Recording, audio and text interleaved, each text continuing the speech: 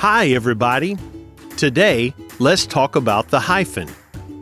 It's just a tiny little mark, but it can change the meaning of a sentence in a snap. A hyphen is simply a type of punctuation used to join two or more words that work together to form a combined meaning. So hyphens are like glue. They stick two or more words together to make them work as one. Look at these two sentences and tell me if you notice the difference. My father is a small business owner. No hyphen. My father is a small business owner. With a hyphen. Can you tell the difference? It might be subtle, but it makes a big difference in meaning. In the second sentence, notice how the hyphen joins the words small and business to work as one. The hyphenated version of small business works together to describe the type of owner. In the first sentence, where we don't use the hyphen, it might be suggested that the father is a small man who happens to run a business. See the difference? It's a totally different meaning, isn't it? Hyphens are also there for us when writing numbers.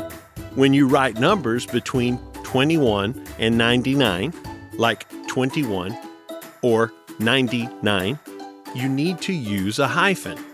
This helps the reader understand that these two numbers go together as one unit. Here's another rule. Just like in our first example, use hyphens with compound adjectives when they come before the noun. For example, you'd say, a well-known actor, but you would not use a hyphen if you wrote, an actor who is well-known. See the difference? Finally, hyphens show up in other compound words. Remember, a compound word is a word that is made up of two or more words, and we can join those words with a hyphen.